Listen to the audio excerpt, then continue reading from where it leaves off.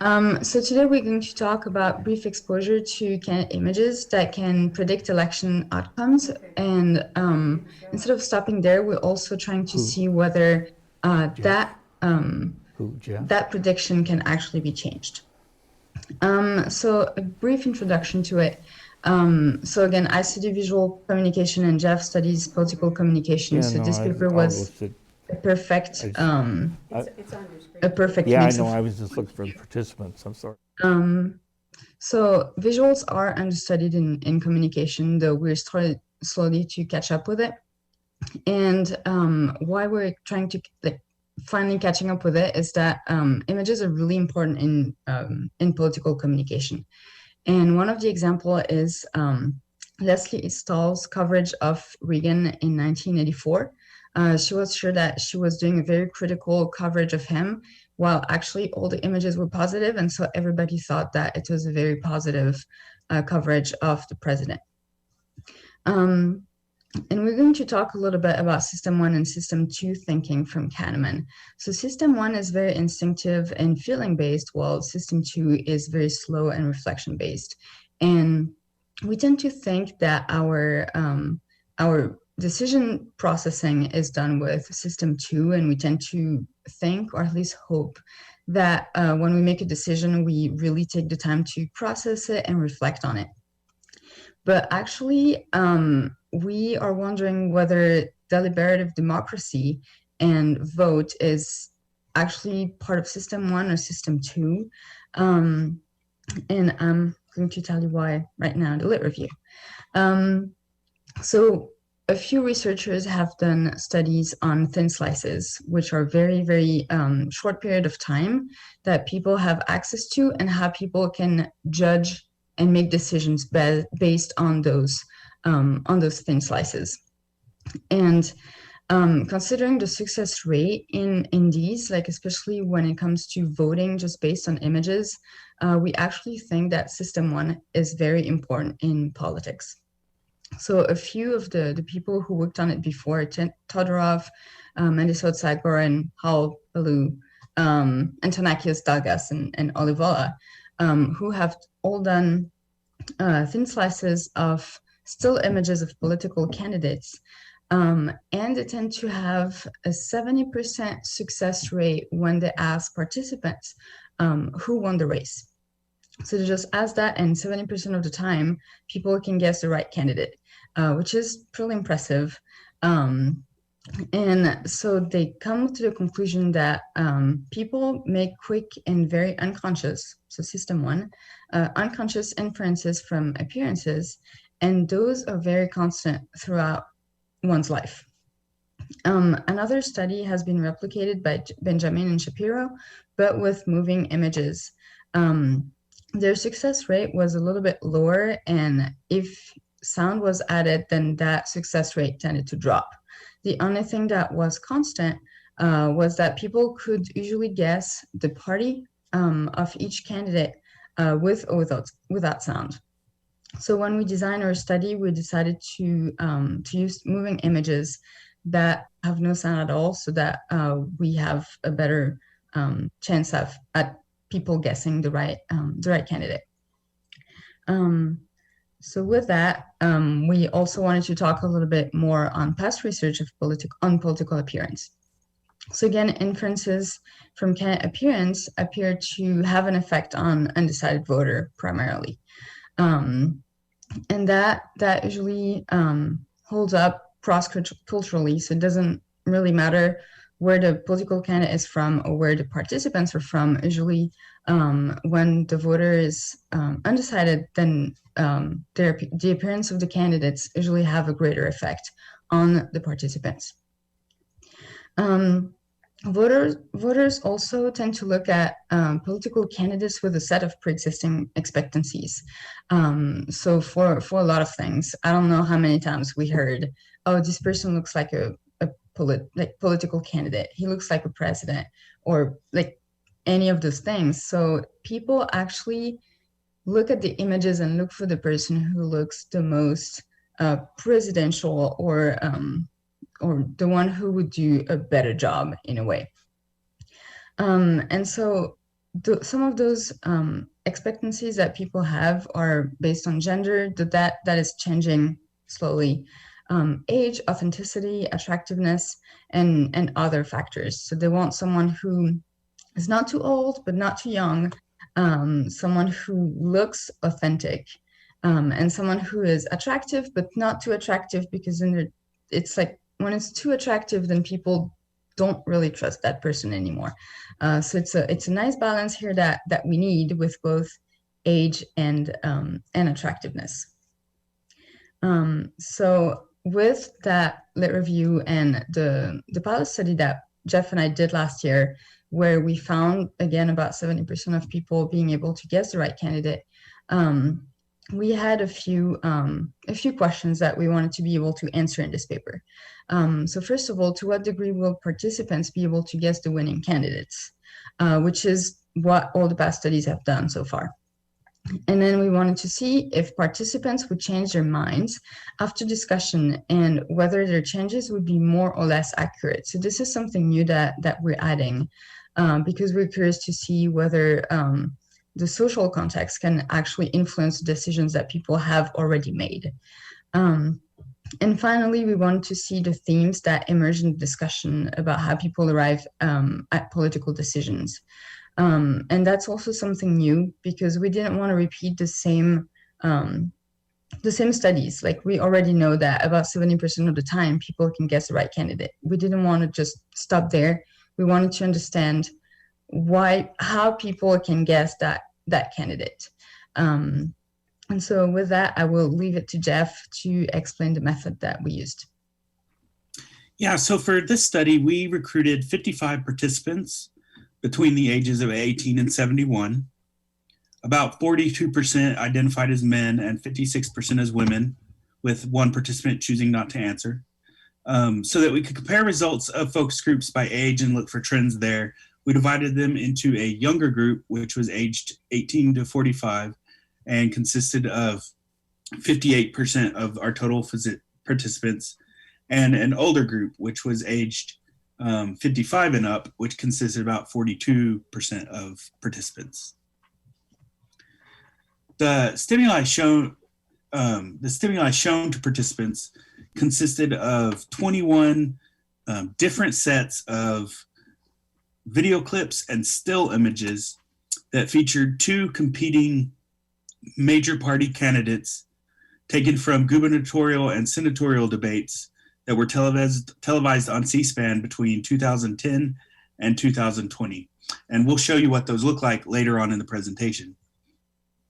These debates were chosen based on their availability and so that we could ensure that the candidates were not highly recognizable by the participants. Debates really provided an ideal setting for comparing visuals of candidates because of the setting, the lighting, the camera angles, and all of that are really consistent for each candidate. And we took care when choosing these clips to ensure that the camera framing, body orientation, and even gestures of each candidate were comparable in each clip. The clips consisted of 10 seconds of footage that were void of sound, and still images consisted of one frame from the 10 seconds of footage. During the recruitment process, each participant was contacted by email. They received a 3-digit identification code to facilitate anonymization. In the initial contact, they were also asked to complete an online pre-study questionnaire where we recorded some demographic data and also their political orientation, their information about their interest in politics, their media habits, and their attention to national and state elections. From this information, participants were placed into one of 8 focus groups according to their age. So we did 4 focus groups that consisted of people aged 18 to 45, and 4 groups consisted of participants older than 55. Of the 55 participants, about half were shown the still images and half were shown the 10-second muted video clips. Focus groups were held online and recorded using the Zoom communication platform, which was quite a unique experience for us. For each group, the stimuli, either two still images or two video clips, were shown side by side and labeled as candidate 1, candidate 2. Still images were shown for 5 seconds, while video clips were shown for 10 seconds. Once the time was up, the screen went blank and participants were asked to complete an online questionnaire through Qualtrics, asking them who they thought won that particular debate, that particular election, and who they would vote for. The moderator then led the group in a guided discussion with open-ended questions where participants were encouraged to elaborate on their choices. And then after the group discussion, they were asked to return to their online questionnaire and indicate if, after the discussion, they changed their mind at all. So then this procedure was repeated with new stimuli until the allotted time expired. And so the results that we got actually do not match the lit review or the pilot study that Jeff and I conducted last year. So we were pretty surprised with this. And we have the numbers here on the screen. So younger women tended to vote for the right candidate about 42% of the time and guess the right candidate 40% of the time. Older women were a little bit better at it. We get to 50 and almost 54%. Younger men were even better, at least for the voting, but not for the guessing. And then older men were not the best at voting and guessing the right candidate, at least for the photos. For the videos, we can see that the results for the younger people is even lower. So we have only 26%, 40% again, and then only 32% and 41%. But for older people, it is a little bit better than what they did previously, at least for the voting. For older women, they did really good. They guessed the right candidate 75% of the time. But when it came to guessing, then we're down to 33.3%. And older men could vote for the right candidate 52% of the time and only guess it 40% of the time, which is still better than what they did with the still images. So we're pretty surprised with this. And after the discussion, we have slightly different numbers. And usually people would vote better, but they would guess worse. So we can see that for women, they went up to 47.5%, but then their right guess dropped. And it is constant, whether it's about still images or videos. They tended to do like a little bit better with voting, but a little bit worse with guessing. So that was a very interesting thing that we found there, and that we'll discuss here with the change of mind. So we divided the change of mind according to gender and to age, and whether the change of mind was correct or mistaken. So so usually people tended to change their mind about their guess a lot more than they would for their vote. Somehow people are sure that they voted correctly, but they're not sure about their guesses. The only exception is the older men participants, where the difference between voting and guessing is not so different. But other than that, people usually are sure of who they're voting for and not about their guess. So that's something that we came up with. And also, people tend to change their, at least women, when they change their mind, they tend to change their mind for the wrong candidate. So we can see in the column here, so for women, younger and older, So for the younger participant, they tended to change their mind for the wrong candidate a lot more than for the right candidate. So we have here 17% is for the wrong candidate, 17.5% for the wrong candidate. But older people tend to be a little bit more consistent, I want to say. Like, for example, here for the guessing, it's 13.5 or 11.5% of right or wrong change. Vote, again, is very different. Here and also here, though, men apparently tend to change their mind for their voting for the correct change rather than the wrong change. With that, we also run a couple of chi-square, and we notice that there's no significant differences in voting success and guessing for the vote or the guess, whether one of the candidate was an incumbent or not. So in the pair, if we have an incumbent, it does not change at all how people will vote. It's still like not really good in a way. Like they don't guess the right thing 70% of the time. And there's also no significant differences in voting or guessing the winning candidate based on the pair type. So we had different types. We had white male versus white male, white women versus white women, minority versus minority, white male versus white female. And so that does not impact the success rate for voting or guessing, except in two kind of pairs, and it's white male versus white female. Participant voted for the winners almost 71% of the time. So this is what we found in our pilot study last year with all our pairs last year, and that's what all the people we talked about in the lit review usually found as well. And in the white male versus white male pairs, participant could guess the winner only 43% of the time. And we're actually going to talk a little bit more in the discussion about why we think our numbers are so low. But again, what we really wanted to see in here was how people would change their mind rather than the actual numbers. And we also wanted to know why people come to those guessing and voting thing.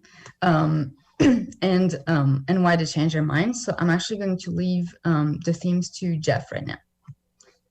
So we analyzed the transcripts of our focus groups and found 783 reasons participants gave for why they picked one candidate over another. And these reasons fell into 14 broad categories that you can see there on your screen: character judgment, clothing, emotions, face, posture, hands, interaction, eyes, hair, age, mouth, production, gender, and race. Next slide.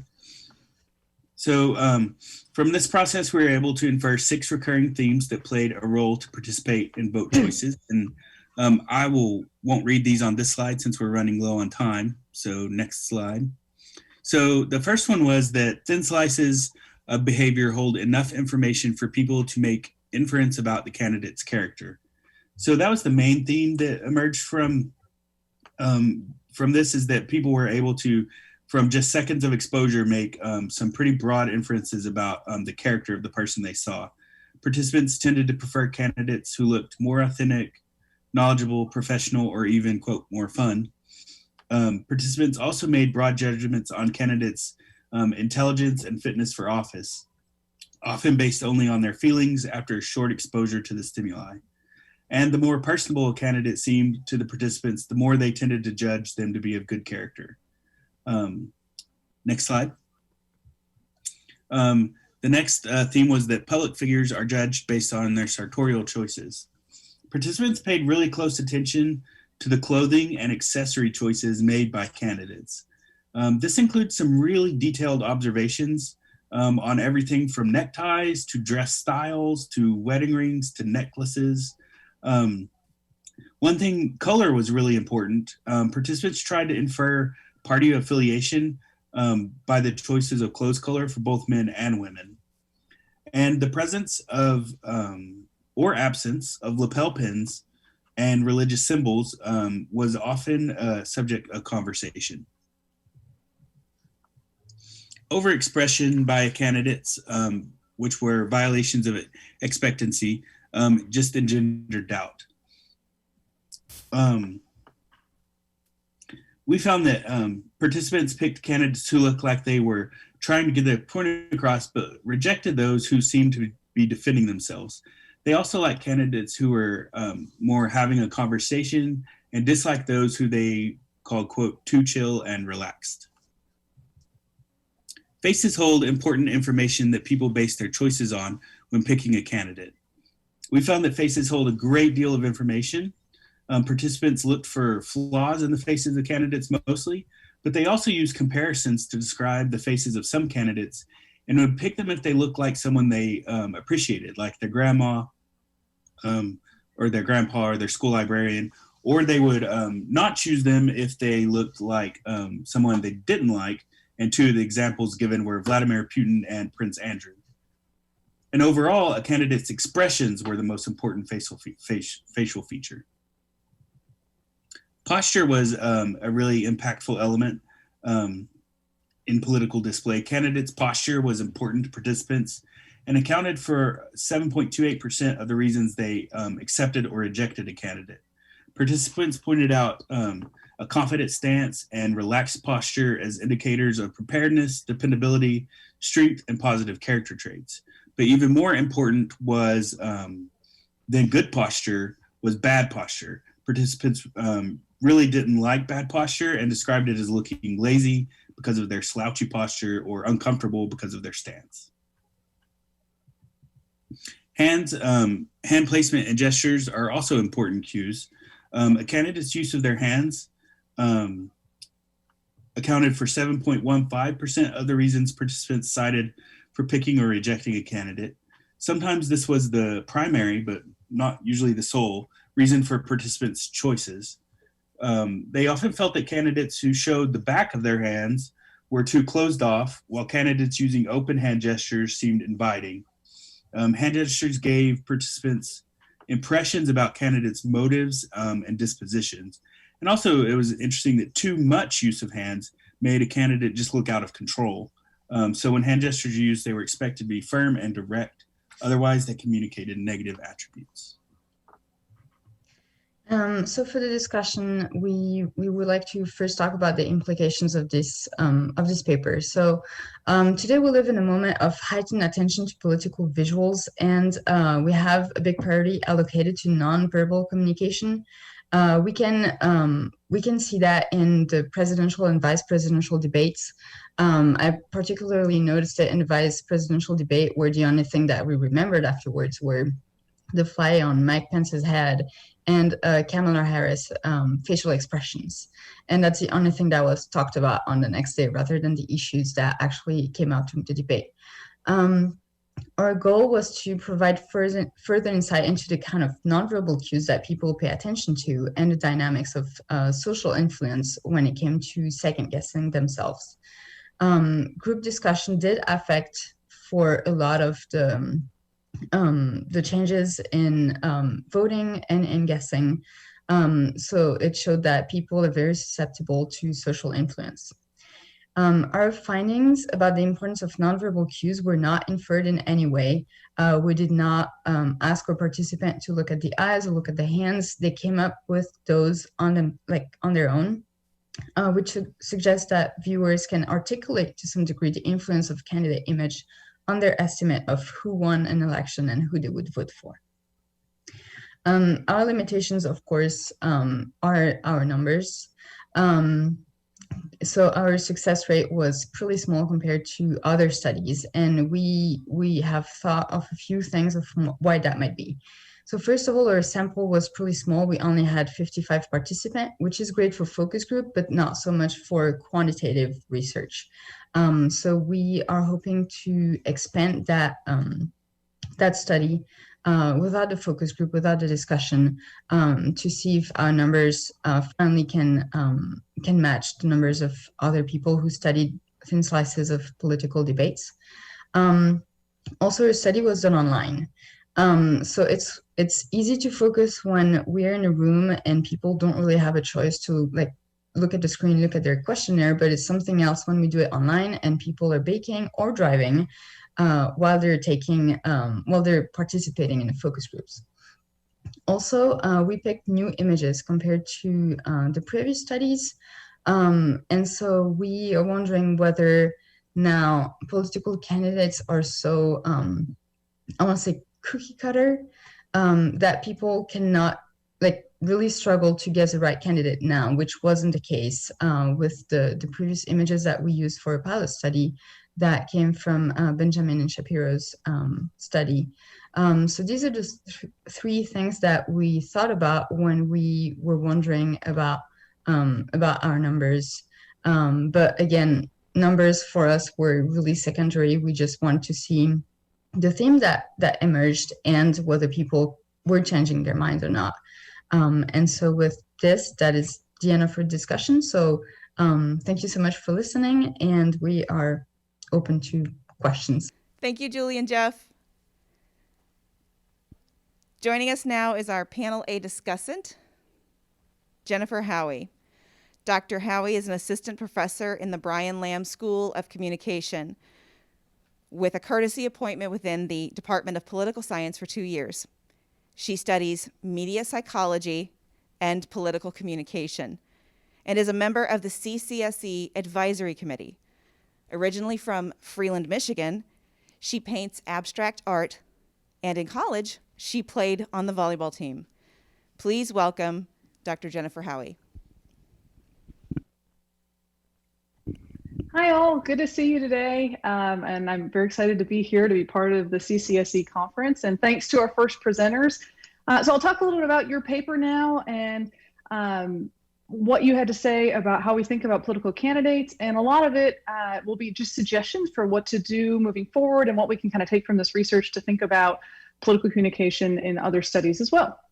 So one of the things your paper does to start is argues that we need to have more focus on the study of visual images, which I think is absolutely true. There's been arguments made in framing literature in particular that say we really should focus more on visuals because people respond very quickly and sometimes emotionally to those visuals.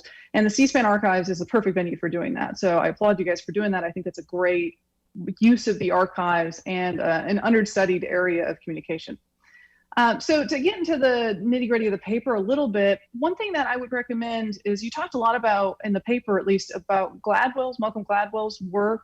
And I'd recommend going a little bit more into the studies that he looked at within the book rather than just relying on him and what he had to say, since he's more of a journalist and less of a scientist. So I would think more about going into like the actual literature that he references within the book that focuses on more scientific studies and bringing that in. I think that'll really help beef up a lot of the lit review and the theoretical arguments that you're making.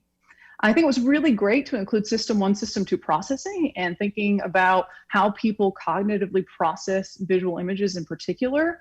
The discussion that you had of System 1, System 2, at least from the paper, suggested, at least in my reading of it, that people should maybe rely more on System 1 processing as it could be more accurate. And I would caution against making an argument like that too strongly. Now, our gut instincts certainly can be true some of the time, but I wouldn't go so far as to say that it's preferable.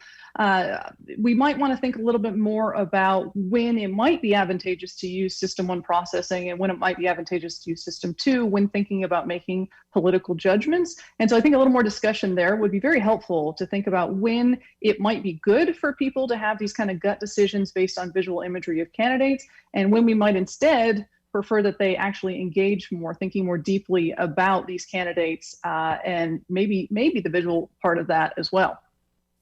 You talked about expectancy violations theory, and I think this is a really great perspective to bring in, especially if we can think about merging System 1, System 2 processing with expectancy violations theory. I think that could be a really interesting contribution to do a little bit more to engage with those literatures and think about how the way people process visual imagery can be violated based on their expectations of what this person should be doing. You mentioned a little bit about like the clothing color that the candidates were wearing and how that can be a violation of people's expectations if a Republican wears blue, for example.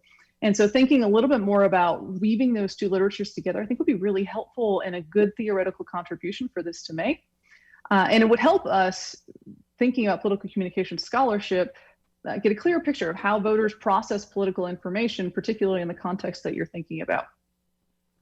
I think there's a lot of interesting work here to be done, thinking about the cognitive processing of politicians and images that are used to convey their messages, because of course they'll use snippets from their own debate performances and ads, for example, right? And so I think this is a good example of how that might work. I would think about including, like I said, integrating some of those theories together a bit more and focusing on visual communication and how System 1, System 2 processing, expectancy violations all can be centered around visual communication and some of the nonverbals that you're talking about.